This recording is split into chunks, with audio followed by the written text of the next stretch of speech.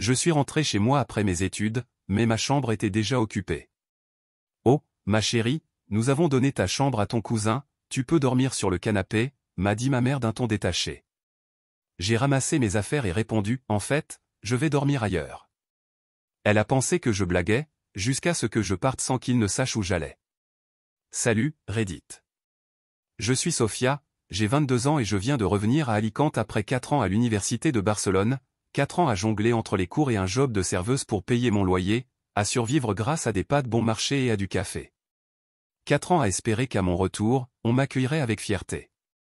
Eh bien, j'entre dans la maison avec ma valise et la première chose que je vois, c'est ma chambre occupée.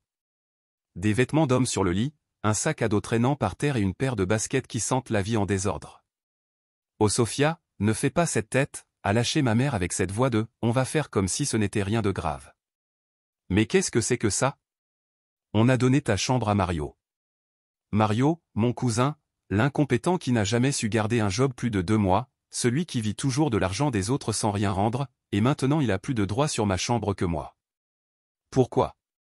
Parce qu'il va aider à payer l'électricité et l'eau, dit-elle, comme si cela avait un sens. Eh bien moi aussi, je pourrais contribuer, et maintenant qu'il est là, tu veux que je reste ici? À ce moment, la réalité m'a frappé de plein fouet. La dernière fois que j'ai parlé à ma mère au téléphone, 2 semaines plus tôt, sa voix était étrangement douce, « Chérie, reviens à la maison. Tu nous as manqué, il est temps d'être avec la famille. » Et moi, la naïve, je l'ai cru. Je reviens au présent, prends une grande respiration, laisse ma valise par terre et la fixe intensément. Tu es en train de me dire que j'ai fait tout ce voyage pour ça, pour payer des charges dans ma propre maison alors que Mario dort dans mon lit. Oh, Sofia, ne le vois pas comme ça, il en a vraiment besoin. Et puis, tu es habituée à vivre seule maintenant. À ce moment-là, tout est devenu clair, ce n'était pas moi qu'il voulait, c'était mon argent. Je ne dis rien d'autre, je vais dans ma chambre, je prends mes affaires sans me presser, sous le regard inquiet de ma mère. Sofia, ne sois pas comme ça, tu n'as nulle part où aller. Mais si, j'en avais un. J'attrape mon téléphone et compose un numéro que je n'avais pas utilisé depuis longtemps. Alvaro, c'est Sofia. Je peux dormir chez toi. Bien sûr, viens tout de suite. Et me voilà, marchant avec ma valise, me sentant la plus stupide du monde d'avoir cru que cette fois-ci serait différente. C'est minuit, et je suis sur le canapé des Alvaro, enveloppé dans une couverture qui sent le détergent et le confort. Un vrai chez-soi, pas cette maison où ma mère m'a regardé dans les yeux et m'a remplacé par 50 € de facture d'eau. Tu vas dormir ou tu vas continuer à fixer le plafond, demande Alvaro depuis l'autre canapé. Je ne peux pas dormir. Alors, arrête de penser à eux. Oui, bien sûr, comme si c'était si simple. Je ferme les yeux, mais au lieu de sombrer dans le sommeil, je me remémore. C'était l'été, j'avais 16 ans. Je me trouvais dans la cuisine avec ma mère, battant des œufs pour une omelette. Je pensais toujours qu'elle m'aimait. Maman, je veux étudier à l'étranger. Elle n'a même pas levé le regard de son téléphone. Ne sois pas ridicule. Comment tu comptes faire ça? Avec une bourse et un petit job. Cette fois, elle a levé les yeux, mais cette expression sur son visage signifiait toujours, pauvre petite, naïve comme toujours. Oh Sofia, ce n'est pas si simple. Ici, tu as tout ce qu'il te faut. Ta famille est là. J'ai avalé ma salive. Mais c'est mon rêve. Alors trouve un autre rêve plus réaliste. Ça ne m'a jamais quitté. Je rouvre les yeux brusquement, 4 ans après, et l'histoire est toujours la même. La seule différence, c'est que maintenant, l'opinion des autres m'importe peu. Je regarde mon téléphone, 18 appels manqués, de ma mère, de ma tante, même de ma grand-mère qui, en théorie, ne sait même pas utiliser un portable. Je ne réponds pas. Le lendemain matin, le téléphone sonne à nouveau. Ma fille, s'il te plaît, la voix de ma mère est empreinte de désespoir. Comment peux-tu nous faire ça? Faire quoi? Ton père est très affecté, il n'a pas dormi de la nuit. Ah oui, mon père, celui qui n'a même pas quitté sa chambre quand je suis arrivé. Et ma grand-mère est extrêmement inquiète. Est-ce que ma grand-mère sait même que je n'ai plus de chambre dans ma propre maison? Silence? Sofia, ne sois pas égoïste. Tiens, le classique, je suis la méchante. Je raccroche sans répondre, mais ce n'est pas fini. À midi, un autre message de Mario. Priminette, pourquoi es-tu fâché? Je n'ai pas demandé à avoir ta chambre. Suivi de ma tante Luisa, Sophia, pense un peu à ta mère. Tu ne peux pas la laisser comme ça. Maman, tu sais que Mario n'a vraiment pas de quoi dormir, n'est-ce pas? Préfères-tu qu'il dorme dans la rue? Je ferme les yeux, respire profondément. Qu'est-ce qu'ils ont dit maintenant? Demande Alvaro, en sortant 2 bières du frigo.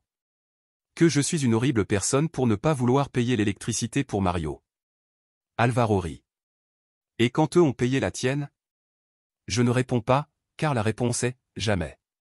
Le téléphone continue de sonner, comme s'il voulait m'attaquer avec ce sentiment de culpabilité. Mais cette fois, je ne l'éteins pas, je le laisse sonner.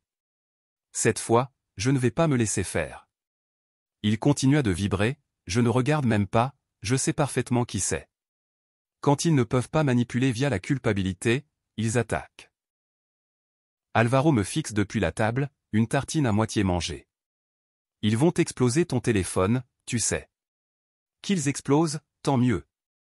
En réalité, ça me dérange énormément, ça me fait vraiment mal qu'ils ne m'appellent pas parce qu'ils s'inquiètent pour moi, mais parce qu'ils ont perdu leur source d'argent. Je saisis mon téléphone, sans réfléchir, et déverrouille l'écran. 10 nouveaux messages, maman, j'espère que tu es contente. Ta grand-mère a des problèmes de tension à cause de tout cela. Papa, Sophia, arrête de te comporter comme une gamine et reviens à la maison.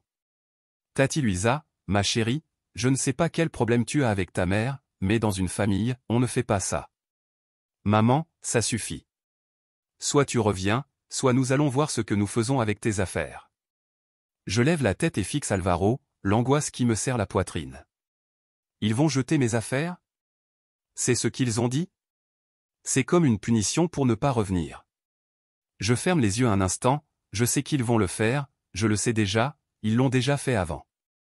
C'était à Noël et j'avais 14 ans. Je ne te le répéterai pas, Sophia, a dit ma mère, les bras croisés sur la porte. Si tu ne ranges pas ta chambre, je vais jeter tout ce qui est à l'extérieur. Je n'ai pas écouté, je voulais voir jusqu'où elle irait. Elle alla jusqu'au bac à ordures, mes livres, mon journal intime, mon t-shirt préféré, tout. J'ai pleuré et crié, mais elle m'a simplement regardé avec froideur, comme pour dire, pour que tu comprennes. Je n'ai pas appris, car quand on grandit dans un environnement comme ça, on finit par accepter le désordre jusqu'à ce qu'un jour, on en ait assez. Je ressens une profonde inspiration et reviens au présent. Je ne vais pas courir chez eux juste pour sauver mes affaires, mais je ne vais pas les laisser faire ce qu'ils veulent non plus. Allons-y, chez Alvaro. Il cligne des yeux. Quoi? Je veux récupérer ce qui m'appartient avant qu'ils ne s'en servent pour allumer la cheminée. Nous sortons en voiture, le trajet vers mes parents ne m'a jamais semblé aussi court. Nous garons la voiture, et je descends sans réfléchir. Je sonne à la porte, et j'attends. Ma mère ouvre, bras croisés. Regarde qui est de retour. Je suis juste là pour mes affaires. Quelles affaires? Nous nous en sommes déjà occupés. Mon esprit se vide. Ça ne peut pas être. Je la pousse et entre sans permission. Je cours vers ma vieille chambre, mais elle est complètement vide. Mario est dans le lit avec son portable. Ah, salut, cousine. Je ne l'entends même pas. Je redescends d'un coup, le cœur battant, et je demande à ma mère, où sont mes affaires? Je ne sais pas de quoi tu parles. Tes affaires? Si tu ne vis pas ici, tu n'as besoin de rien ici.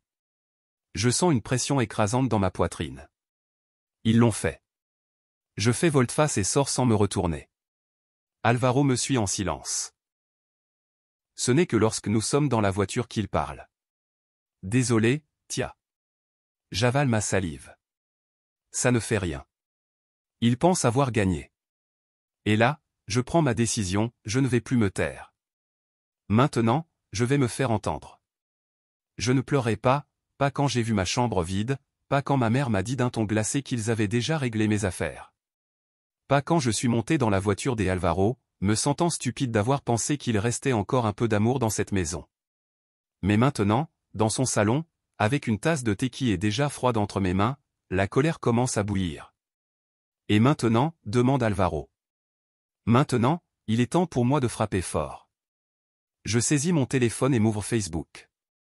Je l'utilise presque jamais, mais ma famille, elle, l'utilise, ma tante Luisa, ma mère, ma grand-mère, même Mario.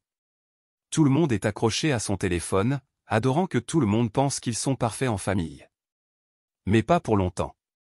J'écris un message, pas de rage ni d'insulte, quelque chose de bien pire, la vérité. Bonjour à tous, pour ceux qui se demandent pourquoi je ne vis plus avec ma famille, voici la réponse. Après 4 ans à sacrifier ma santé pour étudier et travailler sans recevoir un centime de mes parents, je suis revenu à la maison et j'ai découvert que ma chambre avait été donnée à mon cousin sans préavis.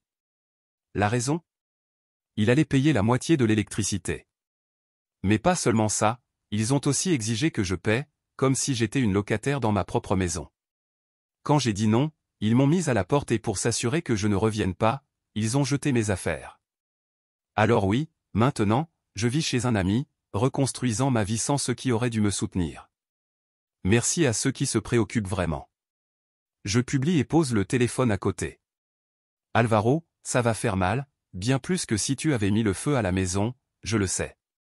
Mon téléphone explose de notifications. Tia Luisa, supprime ça tout de suite, tu ne peux pas parler ainsi de ta famille. Maman, Sofia, qu'est-ce que tu as fait? Mario, cousine, supprime ça, tu te mets en mauvaise position. Papa, arrête de faire le ridicule sur Internet. Je souris, que la vérité soit révélée. Mais le meilleur arrive une demi-heure plus tard. Tia Carmen, Sofia, chérie, je viens de lire ça, je ne savais pas. Je suis vraiment désolé, cousine. Laura, Tia, c'est incroyable, je n'en reviens pas, tu as besoin de quelque chose? Abuela, Sofia, ma chérie, est-ce qu'ils t'ont vraiment fait ça? Voilà la fissure dans leur façade parfaite. Le téléphone sonne à nouveau. Ma mère. Que comptes-tu faire? Sa voix est plus furieuse que jamais. Que les gens sachent la vérité, nous avons été humiliés, tout le monde nous écrit. Oh, quelle tristesse!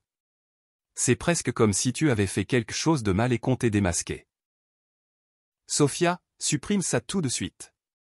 Non, si tu crois que ça te servira, ou alors oublie-le. Je lâche un rire. Je ne veux pas de votre argent, je veux juste justice. Je raccroche. Alvaro me regarde avec une combinaison d'étonnement et de fierté. Tu es incroyable. Pour la première fois depuis des jours, je ris vraiment. Le silence a duré exactement 2 jours. 2 jours sans appel, sans message, sans personne pour essayer de me faire culpabiliser. 2 jours de paix, jusqu'à ce que, tout à coup, les visites recommencent. D'abord, c'est ma grand-mère. Alvaro et moi étions dans sa cuisine en train de prendre le petit déjeuner quand on a frappé à la porte. Alvaro est allé ouvrir, et lorsque j'ai vu son visage, j'ai su que quelque chose n'allait pas. C'est pour toi, dit-il en s'écartant. Et là, elle était là, ma grand-mère. Sofia, ma chérie, pouvons-nous parler? Je soupire. Je savais que cela allait arriver, tôt ou tard. Nous nous sommes assises dans le salon, et elle m'a regardé avec cette tristesse qui utilise toujours pour me faire culpabiliser. Était-il vraiment nécessaire de rendre tout cela public? Était-il vraiment nécessaire de me virer de ma propre maison? Ma grand-mère détourne le regard et soupire, ta mère est dévastée. Ah oui? Où était cette douleur quand elle a jeté mes affaires à la poubelle? Chérie. Abuela, sais-tu ce qui me fait le plus mal? C'est que tu ne t'es même pas informée avant de le voir sur Facebook. Elle reste silencieuse. Je le savais. Je savais que ma mère et mon père avaient manipulé toute la famille pour que personne ne sache ce qui s'était réellement passé. Je veux juste que les choses reviennent à la normale, murmure-t-elle. Je ris, mais sans conviction. Normalité? Tu veux que je revienne à la maison? Là, j'ai su qu'elle n'était pas là pour moi, mais parce que ma mère lui avait demandé de le faire. Je me lève. Je ne vais pas revenir. Et si maman veut me parler, qu'elle le fasse directement. Sofia, la famille est la chose la plus importante. Pas quand tu es traité comme une paria. Ma grand-mère soupire et se lève, s'en allant sans dire un mot de plus. Je m'effondre sur le canapé, mes mains sur mon visage. Alvaro me regarde. Ils vont continuer d'essayer, je le sais. Et il avait raison. Le lendemain, ma tante Luisa est venue, cette fois non pas avec tristesse mais avec colère. Que crois-tu, Sofia, dit-elle dès qu'elle entre. Tu peux détruire ta mère sur les réseaux et t'en tirer comme ça? Je croise les bras. J'ai juste dit la vérité. Tu as menti. Ah oui? Quelle partie n'est pas vraie? Celle où on m'a enlevé ma chambre? Celle où on m'a demandé de l'argent? Ou celle où ils ont jeté mes affaires? Ma tante ouvre la bouche, mais aucun mot ne sort. Elle sait que tout est vrai. Tu fais que la famille se déchire, finit-elle par dire. Non, Tia, la famille se déchire parce qu'ils savent maintenant ce que maman a fait. Elle me fixe avec une mâchoire serrée. Un jour, tu regretteras cela, crache-t-elle avant de se retourner et quitter la maison. Je ferme la porte avec une telle force qu'elle fait trembler le cadre. Alvaro apparaît dans le couloir. Et maintenant? Je suis la méchante officielle. Bienvenue au club. Nous rions, mais au fond de moi, je planifie déjà mon prochain mouvement. Si eux ne comptent pas s'arrêter, je ne le ferai pas non plus. 2 semaines. Je suis parti de chez moi depuis 2 semaines, et ma famille a traversé toutes les phases possibles, d'abord la culpabilité, puis les menaces, maintenant le mépris total. Ils ont cessé de m'écrire. Je ne compte plus. Ou du moins, c'est ce qu'ils essaient de me faire croire. Tu y crois? Demande Alvaro, me regardant depuis le canapé. Quoi? Qu'ils ont abandonné? Je souris. Bien sûr que non. Et j'ai raison, car cet après-midi même, ma cousine Laura m'envoie un message. Cousine, je ne sais pas si ça t'intéresse, mais ils organisent un repas de famille ce dimanche. Ils l'appellent une réunion de réconciliation. Je lève un sourcil. Alvaro, ça sent le piège. Je lui montre le message. Je savais qu'il n'allait pas supporter longtemps sans faire un autre coup tordu. Ce n'est pas un repas de réconciliation, c'est un piège. Ils veulent que je sois là pour 2 choses, d'abord, essayer de me manipuler à nouveau, puis prouver au reste de la famille que je suis la fille problématique qui a tout gâché. Mais ce qu'ils ne savent pas, c'est que cette fois, je suis préparé. Le dimanche arrive, et je vais chez mes parents. Tout semble normal, comme si rien ne s'était passé, comme s'ils ne m'avaient pas mise à la porte, comme s'ils n'avaient pas jeté mes affaires. Une façade parfaite. Maman me reçoit avec un sourire, un faux sourire. Je suis contente que tu sois venue, Sofia. Je voulais voir le cirque de mes propres yeux. Son sourire se tend, mais elle s'écarte pour me laisser passer. La table est pleine. Tout le monde est là, mon père, ma tante Luisa, ma grand-mère, même des cousins éloignés qui ne m'ont jamais parlé. C'est un tribunal. Je prends place sans dire un mot. J'attends, sachant que quelqu'un va parler en premier. C'est mon père. Bon, nous sommes tous là, essayons d'oublier nos problèmes. Oui, j'aurais presque éclaté de rire. Oublier comme ça, si facilement? Personne ne mentionne ce qui s'est passé.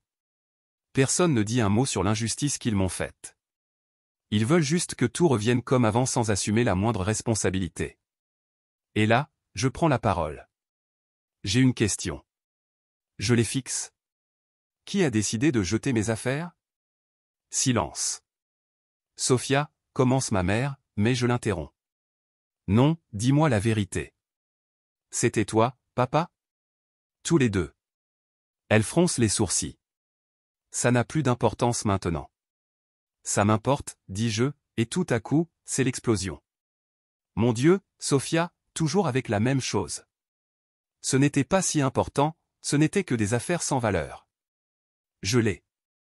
Je lève un sourcil. Ma vie était sans valeur pour toi. La pièce tombe dans le silence. Tout le monde a entendu. Ma grand-mère se couvre la bouche. Ma tante détourne le regard. Pour la première fois, ma mère est exposée devant tout le monde. Son visage passe de la rage à la honte. Elle sait qu'elle a commis une grave erreur. Je me lève, poussant ma chaise en arrière. Merci. C'est tout ce dont j'avais besoin d'entendre. Et je pars sans me retourner. Je sors de la maison et sens que l'air est plus léger. Je me suis enfin libéré. Quand je monte dans la voiture, Alvaro me regarde avec curiosité. Ça a été comment? Je souris. Il n'y a pas de retour en arrière, parce qu'aujourd'hui, c'est moi qui ai laissé ma famille derrière moi. Ça fait étrange de ne pas devoir vérifier mon téléphone toutes les 2 minutes, attendant un autre message de chantage. Étrange de ne pas sentir cette pression dans ma poitrine chaque fois que quelqu'un prononce le mot « famille ». Étrange d'être libre. Mais me voilà. 3 semaines se sont écoulées depuis que j'ai quitté cette maison et depuis que ma mère m'a offert le cadeau parfait, admettre devant tout le monde que pour elle, mes affaires n'étaient que des déchets. Depuis lors, silence total. Aucun message, aucun appel. Rien. Ils m'ont complètement effacé, et pour la première fois de ma vie, ça ne me fait pas de mal. Alors, que vas-tu faire maintenant, demande Alvaro, servant 2 bières sur la table du balcon. En quoi? Tu as une feuille blanche, Sofia. Personne ne t'attend à la maison, personne ne te dit quoi faire, personne ne te vole ta chambre. Je souris. Il a raison. Pour la première fois, je suis maîtresse de ma vie et j'ai un plan. 2 jours plus tard, je me présente devant l'entrée d'un petit café aux murs en pierre et aux plantes suspendues sur la terrasse. C'est mon nouveau travail. Il m'a fallu exactement 48 heures pour le trouver, parce que si j'ai appris quelque chose durant ces années, c'est que personne ne me donnera rien gratuitement. Quand j'entre, la propriétaire, Carmen, m'accueille avec le sourire. Tu es en avance, j'aime cette habitude. Je mets le tablier et commence à travailler. C'est simple, mais c'est à moi. Ce n'est pas un service de mes parents, ce n'est pas une obligation pour satisfaire leurs attentes, c'est une décision que j'ai prise. Et ça change tout. Quelques semaines plus tard, je croise Laura, ma cousine, la seule qui s'est vraiment souciée de moi quand tout a explosé. Nous nous asseyons sur une terrasse et, après un moment, elle lâche « J'ai vu ta mère l'autre jour ». Je ne dis rien, mais je la regarde pour qu'elle continue. C'était bizarre. Je lève un sourcil. Bizarre comment? Elle remue son café avec la cuillère. Je ne sais pas, comme si elle avait des regrets, mais elle ne le dit pas à voix haute. Je lâche un rire. Ma mère ne regrette rien. Eh bien, je ne l'ai jamais vue si silencieuse. Je hausse les épaules. Ça m'est égal. Si elle voulait réparer quelque chose, elle l'aurait fait quand cela avait encore un sens. Maintenant, c'est trop tard. Quelques jours plus tard, Alvaro et moi sommes sur son balcon à regarder la ville. Je ne te reconnais pas, Tia, dit-il en souriant. Pourquoi? Tu sembles heureuse. Je ris. C'est vrai. Je me sens incroyablement bien parce que, pour la première fois, je n'ai rien à prouver à personne. Pour la première fois, ma vie m'appartient, et je ne compte pas faire marche arrière. Quand ils essaient de revenir et que je ne les laisse pas faire, le silence dure 2 mois. 2 mois sans appel, sans chantage, sans culpabilité, jusqu'à ce qu'un jour, un message de ma mère arrive, « Maman. Bonjour, Sofia, pouvons-nous parler ?» Je le regarde pendant quelques secondes, puis je le supprime. Je ne veux pas de cette conversation. Mais le lendemain, elle va plus loin et apparaît au café. Je nettoie une table quand je la vois à la porte, on peut voir qu'elle est nerveuse. Sofia. Je lève les yeux, je ne m'attendais pas à la voir. Je suis ici pour travailler, je veux juste parler. Il n'y a rien à dire, je soupire en baissant les yeux. Je sais que nous avons fait une erreur. J'élève un sourcil. Nous. Je déglutis. J'ai fait quelque chose de mal, je suis désolé. La demande d'excuses que j'ai attendue toute ma vie, mais maintenant je n'en ai plus besoin. Il m'a fallu des années pour le comprendre, mais la réalité est simple. Ma mère n'a jamais su aimer correctement. Je ne la blâme pas entièrement, sa mère ne l'a pas bien traitée non plus. Pour ma grand-mère, l'affection se méritait. On faisait ce qu'elle voulait, ou on ne valait rien. Et ma mère a fait de même avec moi parce que c'est tout ce qu'elle savait faire. Mais voici la différence, moi, j'ai rompu le cycle. Maman, c'est ma décision et j'espère qu'un jour tu le comprendras. Son visage change, elle ne s'attendait pas à ce que ce soit si facile pour moi de la laisser derrière. Si jamais tu veux revenir. Je ne veux pas, elle s'en va sans rien dire de plus, et je retourne à mon travail comme si de rien n'était. C'est cette nuit-là, sur le balcon des Alvaro, avec un verre de vin, que je me mets à rire. C'est enfin terminé. Alvaro sourit et trinque avec moi. Ah ça. Nous restons en silence, regardant la ville. Je me sens en paix. Je le regarde, il me regarde et, sans réfléchir, nous nous embrassons. Quand nous nous séparons, il sourit. Ça devait arriver. Et il a raison. Nous restons là, en silence, jusqu'à ce qu'ils disent « On devrait partir d'ici ». Je le regarde. Partir? Oui, un vrai changement, un nouveau départ. ni cette ville, ni ces gens, ni ce passé. Je réfléchis. Pendant un instant, rien ne me retient ici, et pour la première fois de ma vie, je choisis quelque chose juste pour moi. Faisons-le. Et sans plus attendre, nous décidons de tout recommencer ailleurs. Je ne sais pas ce que l'avenir nous réserve, mais je sais que je ne permettrai plus jamais qu'on me fasse sentir petite. Et au final, c'est ça la vraie liberté. Pour répondre à Reddit, eh bien, me voilà à nouveau. Je ne m'attendais pas à ce que mon histoire explose comme ça.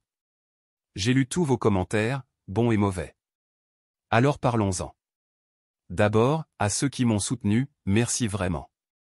J'ai passé des années à me sentir seule, à croire que j'étais une fille ingrate parce que je ne supportais pas tout avec un sourire. Lire que d'autres ont vécu la même chose et que je ne suis pas la seule a été un soulagement énorme. Maintenant, pour ceux qui m'ont qualifié d'exagérée, de malgracieuse, ou qui m'ont simplement traité de « mauvaise personne », voyons ça étape par étape. C'est ta mère, au moins, écoute-la. Je l'ai écoutée toute ma vie. J'ai entendu quand elle m'a dit que partir étudier à l'étranger était une stupidité. J'ai écouté quand elle m'a laissé entendre que, si je partais, c'était sans son soutien. J'ai entendu quand elle a demandé que je paie l'électricité dans ma propre maison, pendant que mon cousin avait ma chambre gratuitement. Je l'ai toujours écouté. Mais quand il a été temps de me faire entendre, personne ne m'a écouté. La famille parle toujours de pardon. Oui, quand ils m'ont mise dans cette situation, quand ils m'ont humiliée, quand ils m'ont fait du mal, personne n'a parlé de pardon. Ce n'est que lorsque j'ai décidé de m'éloigner, lorsque j'ai cessé d'être utile que cela est devenu un problème. Tu vas le regretter quand ta mère ne sera plus là. Ça, c'est ce qui m'a le plus blessé. Vous croyez que je ne l'ai pas pensé? Que je ne me suis pas demandé 1000 fois si un jour je ressentirais de la culpabilité? Parce que oui, bien sûr que je l'ai pensé. Mais savez-vous ce qui me fait encore plus peur? Passer des années à attendre qu'elle change, alors que jamais ça n'arrivera. Vivre ma vie coincée dans ce cycle de manipulation, de culpabilité et de fausse réconciliation. Arriver à 40 ou 50 ans, avoir tout supporté avec l'espoir qu'un jour cela change. Ça fait peur. Tu n'es pas la seule à souffrir, ta mère aussi. Elle a eu une vie difficile. Je le sais, et c'est pourquoi je l'ai comprise si longtemps. Parce que sa mère l'a traitée comme elle m'a traité. Parce que je sais qu'elle ne sait pas aimer autrement. Mais comprendre ne veut pas dire endurer. Cela ne signifie pas laisser quelqu'un me détruire juste parce qu'elle aussi a été détruite. Et si elle n'a jamais rompu le cycle, moi je l'ai fait. Parce que si un jour j'ai des enfants, je veux qu'ils me voient et sachent que l'amour n'est pas un sacrifice. Que la famille ne signifie pas tout supporter. Je veux qu'en grandissant, ils ne fuient pas devant moi, comme moi j'ai fui ma mère. Alors non, je ne regrette rien. Aujourd'hui pour la première fois, ma vie m'appartient, et Dieu, cela fait un bien fou.